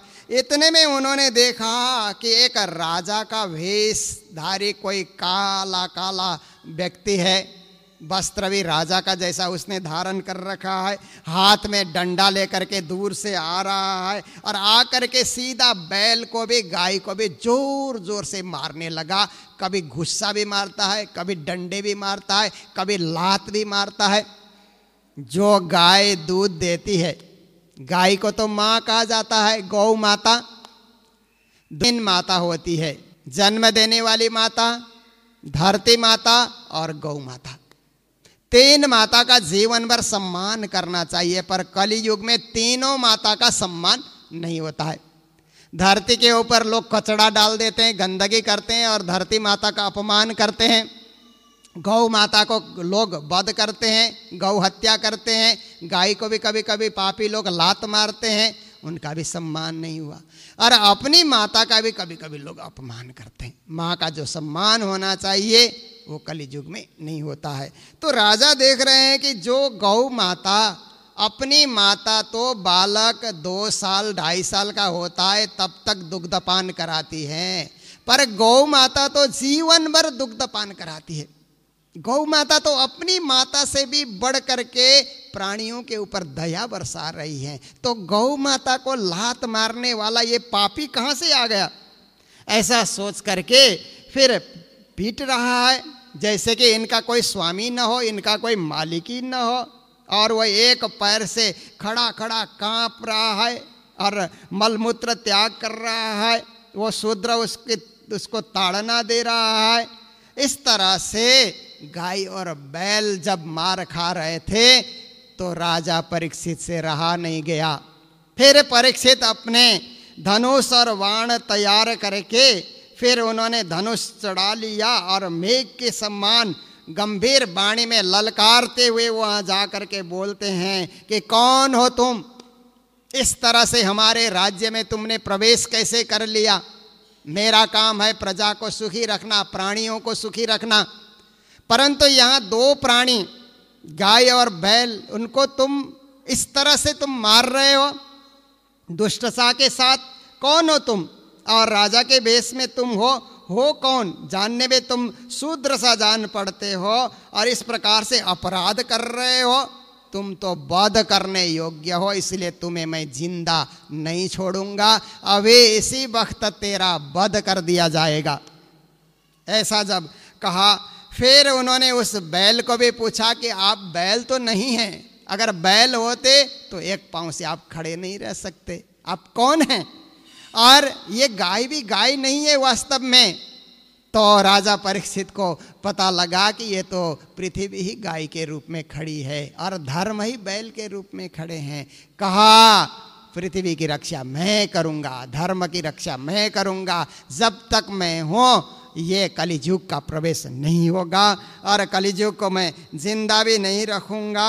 इसलिए क्योंकि कलियुग का जैसे ही प्रवेश होगा तो धर्म जो है 4 पांव पे, बैल 4 पांव से खड़ा होता है। वो 4 पांव कौन कौन से हैं, तप, पवित्रता, दया और सत्य, ये 4 पांव होते हैं धर्म के। इन 4 पांव में धर्म खड़ा होता है। पर जैसे कलियुग आ जाता है तो सबसे पहले लोग तप करना छोड़ देते हैं। आजकल कोई तप करता है, कोई नहीं करता है, क्योंकि 5 मिनट ध्यान करने के लिए कहो तो भी लोगों से ध्यान नहीं होता है। तप करना बहुत कठिन हो जाता है। आप यहाँ कर आकर के बैठे ना 1 घंटे के लिए, 1.5 घंटे के लिए, ये भी एक तप है। यहाँ बैठना भी लोगों को 1-1.5 घंटा भी कठिन हो जाता है, बीच में ही उठ करके लोग चल देते हैं। तप बहुत कठिन है, कलियुग में कोई करता नहीं है, पर बिना तप के परमात्मा नहीं मिलेंगे। फिर पवित्रता, पवित्रता कुछ और चीज है। केवल नहाने से कोई पवित्र नहीं बनेगा, वस्त्र भी पवित्र, विचार भी पवित्र, हृदय भी पवित्र, हर प्रकार से निर्मल बनना ये कलियुग में संभव नहीं है। पर नहीं करोगे तो मोक्ष भी नहीं पाओगे। फिर कहते हैं दया, सब पर दया करना, अपने से छोटे बड़े सब पर दया करना। दया धर्म का मूल है, पाप मूल अभिमान। सब पर दया करना धर्म का मूल, धर्म का फाउंडेशन ही दया है। पर कलियुग में लोगों से दया नहीं होती है, पर दया नहीं करोगे नहीं तरोगे। और सत्य तो देखा कि उस बैल के 3 पांव टूट गए थे, मतलब तप नहीं, पवित्रता नहीं, दया नहीं, केवल सत्य के बल पे वो बैल टिका हुआ था। तो धरती पे 3 चीजें तो नष्ट प्राय हो गई हैं, पर सत्य आज भी है। कहीं ना कहीं सत्य की तलाश करोगे तो सत्य आज है, इसलिए धरती टिकी हुई है। कहीं ना कहीं सत्य है, केवल झूठ का विस्तार नहीं है, कहीं सत्य बैठा हुआ है, वो धर्म को टिकाया हुआ है। तो उस समय राजा परीक्षित उस समय कहते हैं कि जब ये 4 पैर जब तक इसको नहीं जुड़ेंगे और पृथ्वी माता की रक्षा नहीं होगी तो क्या होगा। इसलिए इस को तो, इस शूद्र को तो अभी मुझे खत्म करना चाहिए, इसलिए मैं तलवार से इसको काट करके खत्म कर देता हूँ। ऐसा सोच करके उन्होंने तलवार खींचे और सिर से धड़ अलग करने के लिए जैसे ही तलवार खींचे तो वो शूद्र और कोई नहीं था, वो तो कलियुग था उस रूप में आया हुआ। अपना राजा का वेश उसने उतार दिया और लंबा हो करके राजा परीक्षित के पाँव में, उनके चरणों में पड़ गया। कहता है, मुझे माफ़ करें, मुझे माफ़ करें, मुझे क्षमा करें, मेरा वध न करें। आप शक्तिशाली हैं, मुझे मार सकते हैं, पर मैंने आपका शरण ले लिया, इसे किसी प्रकार से भी मेरी रक्षा करें। ऐसा करके पाँव पकड़ लिया। तो उस समय परीक्षित बोले कि बड़े बड़े उस समय के राजा लोग क्या करते थे, जो शरण में आता था उसको मारते नहीं थे। शरणे मरने सुनियो नहीं कबहूँ, बाड़े हो गरीब निवाज, आपने चौपाई में सुना होगा। शरण पड़ने के बाद उसको मारा नहीं जाता, शरणागत हो गया तो उसको माफ कर दिया जाता है। तो राजा परीक्षित ने भी कहा, तुमने मेरा पाँव ही पकड़ लिया, तो हे कलियुग, अब मैं तुझे मार नहीं सकता, परंतु तू जब तक रहेगा लोभ, झूठ, चोरी, दुष्टता और इस तरह से दरिद्रता, कपट, कलह, दंभ, पाप बढ़ता ही रहेगा। इसलिए मैं तुझे रखना भी नहीं चाहता, तो चला जा अन्यत्र, हमारे राज्य में, जहाँ तक मेरा राज्य का विस्तार है वहाँ तो तुझे रहने के लिए मैं अधिकार नहीं दूंगा। तो उस समय वो कलियुग कहता है, महाराज मैं आपके शरणागत हो गया। शरणागत को कोई ना कोई जगह तो मिलनी चाहिए, कहीं भी आप जगह दीजिए। आप कहिए तुम यहाँ रहो, मैं वहीं रहूँगा, उससे अतिरिक्त जगह मैं नहीं जाऊँगा। जो स्थान आप देंगे मैं वहीं बना रहूँगा, इसलिए आप मुझे कोई रहने की आज्ञा दें, रहने की जगह दें। तो उस समय परीक्षित भी थोड़े दयालु हो गए, शरणागत हो गया, तो ठीक है इसको अब कोई ना कोई जगह देते हैं। तो सबसे पहले उन्होंने कहा, द्यूत, जहाँ लोग जुआ खेलते हैं, ताश खेलते हैं, वहाँ जा कर के तुम बैठना। इसलिए जुआ ताश में कलियुग का वास होता है। जुआ खेलत होता है घर का सत्यानाश। नल राजा जंगल गए और पांडव गए वनवास। देखिए जुआ खेलने से क्या हाल हुआ। इसलिए जुआ में हमेशा कलियुग का वास होता है। वहाँ खड़े होकर के भी नहीं देखना चाहिए। जो लोग ताश जुआ पैसे का वहाँ पर दाव लगा करके खेलते हैं, वहाँ कलियुग का वास होता है। फिर उसके बाद कहाँ, जहाँ लोग मद्यपान करते हैं, शराब पीते हैं, वहाँ भी कलियुग का वास होता है। फिर जहाँ पर कुलटा स्त्रियाँ रहती हैं, वहाँ भी कलियुग का वास होगा। और जहाँ लोग हत्याएं करते हैं, हिंसा और हत्या करते हैं, वहाँ ये 4 स्थान, ये अपवित्र स्थान है। ऐसे 4 स्थानों में तुम जा कर के रहना। तो कलियुग कहता है, महाराज आपने गंदे गंदे स्थान ही मुझे दिए, एक तो अच्छा स्थान दीजिए। सब गंदे गंदे, इसी जगह में मुझे आपने रहने के लिए जगह दी। कुछ तो मेरे ऊपर आप विचार कीजिए, क्योंकि उन जगहों में तो असत्य होगा, मद होगा, आसक्ति होगी, निर्दयता होगी। कोई एक स्थान तो अच्छा दीजिए। तो राजा ने कहा, तेरे पास कोई अच्छा गुण है ही नहीं, तो अच्छा स्थान मैं क्यों दूं? तो ज्ञानी जन कहते हैं कि कलियुग ने कहा, मेरे पास थोड़े से अच्छे गुण भी हैं। तो राजा ने पूछा, कौन कौन से अच्छे गुण हैं? कलियुग कहता है कि जो द्वापर में जन्म हुआ, द्वापर तक जिनका जन्म हुआ, उनको तो श्राप लगेगा, पर मेरे कार्यकाल में जिसका जन्म होगा उसको श्राप देने से श्राप नहीं लगेगा। कलियुग में किसी का श्राप नहीं लगता है। आप भी विचार कीजिए, किसी के ऊपर गुस्सा आया और आप बोलिए सत्यानाश हो जाए, कुछ श्राप नहीं लगता है कलियुग में। ये मेरा गुण है। कहा, दूसरा क्या गुण है तेरे में? का अन्य युगों में मन का सोचा हुआ पाप भी भोगना पड़ता था, पर कलियुग में मन का सोचा हुआ पाप नहीं लगेगा। कलि कर एक परम प्रतापु, मानस पुण्य होए नहीं पापु। तुलसीदास जी ने रामायण में लिखा। कलियुग में एक अच्छी बात है कि मन से पुण्य तो होगा पर मन का सोचा हुआ पाप भोगना नहीं पड़ेगा। फिर कहा और क्या गुण है तेरे में? का तीसरा गुण है मेरे में कि 3 मुहूर्त तक टकटकी लगा करके अपने इष्ट की तरफ कोई भक्त झुका रहेगा तो उसके इष्ट का साक्षात्कार भी कर सकेगा। जो वर्षों तक साधना करने के बाद अन्य युग में दर्शन नहीं होते थे, मेरे युग में 3 मुहूर्त में भी दर्शन हो सकते हैं। कहा ये तो तेरे पास अच्छा गुण है। तो राजा ने बिना कुछ सोचे कहा तुम स्वर्ण में जाकर के, सोना जहाँ होता है ना वहाँ जाकर के तुम बैठो, ये अच्छा स्थान तुमको देते हैं। तो कहा ठीक है। अब क्या हुआ कि सोने में भी कलियुग का वास हो गया, 5 स्थान उसको मिल गए। तो इस प्रकार से अब राजा ने सोचा कि ठीक है कलियुग अब अपनी जगह रहेगा, उसका प्रभाव नहीं रहेगा, अब धर्म की भी रक्षा होगी, पृथ्वी की रक्षा होगी, ऐसा सोच रहे थे। तो जैसे ही वो घर चले गए और दूसरे दिन उनके मन में विचार आया कि दिग्विजय हम कर लें। तो दरबार में एक मुकुट पहले से रखा हुआ था, वो मुकुट जरासंध का था और वो मुकुट सोने का बना हुआ था।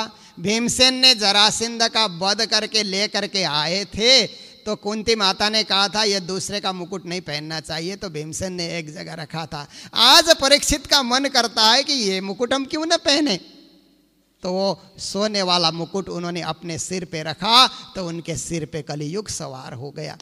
फिर वो शिकार करने के लिए निकलते हैं तो मृग के पीछे वो दौड़ पड़ते हैं। जंगल में दौड़ते दौड़ते दौड़ते परेशान हो गए, भूखे हो गए, प्यासे हो गए, कोई पानी पिलाने वाला नहीं है, बड़े परेशान हो रहे हैं। तो ऐसी घड़ी में एक ऋषि का आश्रम आया तो उन्होंने सोचा यहाँ कोई पानी पिलाने वाला मिल जाएगा, मुझे पहचानेगा तो कुछ भूख प्यास मिटेगी, ऐसा सोच करके ऋषि के आश्रम में जब चले गए तो ऋषि समीक ऋषि वहाँ पर आश्रम में थे पर ध्यान मग्न थे, अपना ध्यान लगा करके बैठे थे।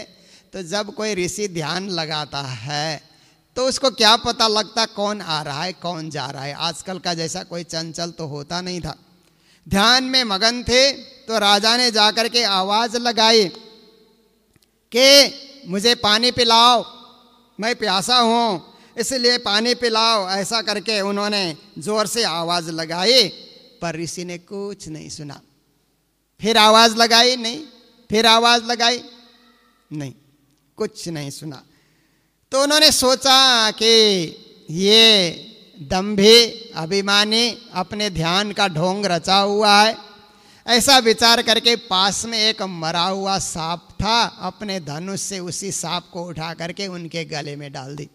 देखिए सिर में कलियुग सवार होता है तो ऋषियों का अपमान करने का विचार कैसे। राजा परीक्षित जिन ऋषियों का सम्मान करते थे, मान देते थे, इज्जत देते थे, पाँव जिनका पकड़ लेते थे, आज उनके गले में मरा हुआ सांप उन्होंने डाल दिया। वो तो अपने दरबार हस्तिनापुर लौट कर चले गए, राजधानी चले गए। और राजधानी जाने के बाद जैसे उन्होंने मुकुट उतार करके रखा तो बड़ा पश्चाताप हुआ कि मैंने तप करते हुए ऋषि का अपमान क्यों कहा, मरा हुआ सांप गले में मैंने क्यों डाला, ये मेरे से बहुत बड़ा अपराध हो गया। जैसे ही कलियुग सिर से उतरा तो उनको उस समय बड़ा पछतावा उस समय होता है। इधर समीक ऋषि तो अपने ध्यान में, उनको पता ही नहीं किसने गले में फूल की माला डाली या सांप की माला डाली, कुछ पता नहीं है। उनका लड़का श्रृंगी ऋषि कुमार खेल रहा था, बहुत सारे ऋषि कुमारों के साथ खेल रहा था। किसी ने जाकर के कहा कि राजा परीक्षित ने आकर के तुम्हारे पिता का अपमान किया है, मरा हुआ सांप गले में डाल दिया। उसको इतना गुस्सा आया कि ये क्षेत्रीय लोग इतना अभिमान करते हैं, जिन ऋषियों की पूजा होनी चाहिए उनका अपमान करना, मैं इसको सहन नहीं करूंगा। बहुत गुस्से में आया, लाल लाल हो गया एकदम गुस्से में। और उस तरह से गुस्से में आकर के उसने क्या कहा, कुलांगार परीक्षित ने मेरे पिता का अपमान करके मर्यादा का उल्लंघन किया है, इसलिए मेरी प्रेरणा से आज के 7वें दिन उसे तक्षक सर्प डस लेगा और उसकी मृत्यु हो जाएगी। श्राप दे दिया। अब राजा परीक्षित तो द्वापर के अंत में जन्म हुआ था, उनको श्राप लगता था। कलियुग में जिनका जन्म हुआ उनको तो नहीं लगेगा, पर इनका तो संबंध पहले से था। तो जब उसने श्राप दे दिया और आकर के रोता हुआ फिर अपने पिता के पास आया, कहता है पिताजी आपका इतना बड़ा अपमान जिस राजा ने किया उसको मैंने श्राप दे दिया है, 7वें दिन में तक्षक के डसने से वो मर जाएगा। तो पिताजी ने कहा, समीक ऋषि तो बड़े उदार थे, बड़े दयालु थे, कहने लगे बेटा तुमने अच्छा नहीं किया, तुमने बड़ा अपराध किया। इतने प्रतापी राजा और इस तरह से राज्य का सुंदर रीत से संचालन कर रहे थे, राजा परीक्षित के समान कौन राजा होगा, और उनको तुमने बिना सोचे बिना विचार किए तुमने इस तरह से श्राप दिया। बेटा तुमने अच्छा नहीं किया, ये तुमने अच्छा काम नहीं किया। ऐसे धर्म धुरंधर यशस्वी ऐसे सम्राट परीक्षित को इस तरह से श्राप देना, वो तो निष्पाप राजा थे, प्रजा पालक राजा थे, तुमने ऐसा क्यों किया। पर जो हो गया अब कौन क्या कर सकता है। जब राजा के पास समाचार आया कि ऋषि कुमार ने श्राप दिया है, 7वें दिन तक्षक आकर के डस लेगा, राजा को ऐसे ही विरक्ति हो गई। परीक्षित तो सोच ही रहे थे कि अब ये मुंह में फंस करके माया में फंस करके क्या होगा। तत्काल उन्होंने अपने पुत्र, उनके 4 बेटे थे, जन्मेजय सबसे बड़ा बेटा, उनको राज सिंहासन सब कुछ उन्होंने तत्काल सौंप दिया कि बेटा तुम राज्य का संचालन करो, मैं अब आत्म कल्याण के लिए निकलता हूँ। गंगा किनारे कुछ उत्तर दिशा में चले गए, जिस स्थान को आज सुकताल कहा जाता है, उस पवित्र स्थान में ऋषि मुनि महात्मा सब रहते थे। राजा परीक्षित भी आमरण अनशन का भाव लेकर के जब तक मृत्यु नहीं आएगी अब कोई अन्न जल ग्रहण नहीं किया जाएगा, ऐसा भाव लेकर के वहाँ ऋषियों के शरण में जा कर के पहुँचते हैं। स्वयं में तीर्थानि पुनंति संता, उन्होंने सोचा ऐसे भी तीर्थ में जाकर के हम पवित्र होंगे गंगा किनारे, और जहाँ संतजन होंगे वो तो तीर्थ ही कुर्वन्ति तीर्थानि, तीर्थ को भी महातीर्थ बनाने वाले हैं। इसलिए वहाँ जाकर के जब राजा पहुँचते हैं तो वहाँ पर अत्रि वशिष्ठ च्यवन शरद्वान अरिष्टनेमि भृगु अंगिरा पराशर विश्वामित्र परशुराम उतथ्य इंद्र प्रमद आदि आदि नाम के बहुत सारे ऋषि मुनि वहाँ पर बैठे हुए थे, और उन सब के चरणों को छू छू करके राजा परीक्षित प्रणाम करते हैं और हाथ जोड़ करके सबसे कहते हैं कि अब मेरा कल्याण कीजिए। मेरा कल्याण कैसे होगा, राजा के रूप में मैंने क्या कुछ अपराध किया, जो कुछ भी मैंने किया, अब आत्म कल्याण के लिए मुझे क्या करना होगा, सबके सामने यही प्रश्न कर रहे हैं। और सब ऋषि मुनि आपस में बातें करते हैं कि हम जीवन भर तपस्या कर रहे हैं, जीवन भर साधना कर रहे हैं, जीवन भर सत्संग कर रहे हैं, हमारा ही कल्याण नहीं हुआ तो इसका 7 दिन में कल्याण कहाँ से होगा। ये तो राजा है, इसने तो कुछ अत्याचार भी किया होगा, कुछ पाप भी किया होगा। ऐसा करके सब आपस में बातचीत कर रहे हैं, और कल्याण कैसे होगा कोई नहीं बता पा रहा है। तो भी मैं तो ऋषियों आपके शरण में आ गया हूँ, इसलिए जैसे भी करके मेरा कल्याण होना चाहिए। और उन्होंने यही कहा कि मेरे लिए इस समय मरणासन्न जो बना हुआ है उसके लिए विशुद्ध कर्म क्या है, कौन सा कर्म अब मैं करूं जिससे मुझे मुक्ति मिल सके। ऐसा करके वो सोच ही रहे थे। सारे ऋषि मुनि महात्मा शांत होकर के चुप होकर के कोई जवाब नहीं दे पा रहा है। उसी समय सुखदेव मुनि महाराज की जय हो, सुखदेव की जय हो, ऐसी आवाज बहुत सारे बच्चे, बहुत सारे स्त्रियां, बहुत सारे और प्रजा लोग, बहुत सारे लोग जय जयकार करते हुए पीछे पीछे आ रहे हैं। और एक 16 साल के सुडौल शरीर वाले, लंबी लंबी बाहें, उनके लंबे लंबे केस, सुंदर शरीर नील वर्ण का, ऐसे सुंदर कपोल, जंगा, भुजाएं, हर प्रकार से सुकुमार, बड़े बड़े नेत्र वाले, मनोहर, सुंदर, ऊंची नासिका, लंबे कान, इस तरह से भौवें, अत्यंत सुंदर मुखमंडल, अत्यंत शोभायमान, इस तरह चौड़ी छाती वाले सुखदेव मुनि महाराज उन सब के बीच में से चले आ रहे हैं। और जैसे ही वहाँ आकर के पहुँचे सारे ऋषियों ने भी उनका सम्मान किया। सुखदेव जी को देखते ही, सुखदेव जी का नाम सुनते ही सब ने उनका सम्मान किया। राजा परीक्षित ने भी उनका सम्मान किया। एक अतिथि के रूप में पधारे हुए सुखदेव मुनि महाराज को सिर झुका करके उन्हें प्रणाम किया। और प्रणाम करने के बाद सब ऋषि मुनि महात्मा भी उनका आदर कर रहे हैं। संत समागम हो गया।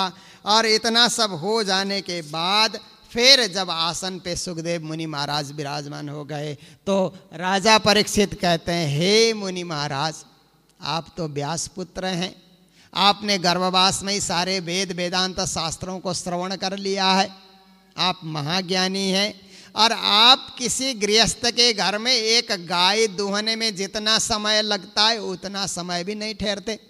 गाय धोने में कितना समय, 15-20 मिनट लगता है गाय का दूध निकालने में, उससे ज़्यादा आप कहीं रुकते नहीं हैं। पर मेरा कल्याण करने के लिए आप कृपावान बन करके यहाँ आ ही गए हैं। तो यही मेरा प्रश्न है कि मनुष्य को आत्म कल्याण के लिए अंतिम घड़ी में क्या करना चाहिए। मेरी अंतिम घड़ी आ रही है, मुझे श्राप लग चुका है, 7 दिन के बाद तक्षक आएगा, मुझे डस डालेगा, मेरी मृत्यु हो जाएगी, उससे पहले मुझे आत्म कल्याण करना है। इसलिए हे मुनि महाराज, मेरा कल्याण कैसे होगा ये आप मुझे ज़रूर बताएं। और आत्म कल्याण के लिए मैं किसकी कथा श्रवण करूं, किसके नाम का जाप करूं, किसका मैं स्मरण करूं, किसका भजन करूं, और किन किन चीज़ों को मैं त्याग दूं। हे भगवत स्वरूप मुनिवर, कृपा करके आप मेरा मार्गदर्शन करें, क्योंकि ये समय बड़ा दुर्लभ समय है, दुर्लभ क्षण मेरे को मिला हुआ है। इसलिए कृपा करके मेरी गति कैसे हो, मुझे मोक्ष की प्राप्ति कैसी हो, आप मुझे बताएं। तो उस समय सुखदेव मुनि महाराज कहते हैं, अरे राजा, निर्भय रहो, अभय रहो। मुक्ति पाने के लिए तो 2 घड़ी भी पर्याप्त है। राजा खटवांग के सामने 2 घड़ी समय थी, तब भी उन्होंने मोक्ष प्राप्त कर लिया। तो तुम्हारे सामने तो 7 दिन है, तुम्हें 7 दिन तक भगवत भक्ति से परिपूर्ण श्रीमद् भागवत का रसपान कराया जाएगा। श्रीमद् भागवत का श्रवण तुम करो, मुक्ति स्वयं तुम्हारे सामने आ जाएगी, तुम्हें घबराने की कोई जरूरत नहीं है। तुम्हें 7 दिन तक श्रीमद् भागवत की कथा सुनाई जाएगी। इतना कहा करके फिर सुखदेव मुनि महाराज भागवत की कथा प्रारंभ करते हैं।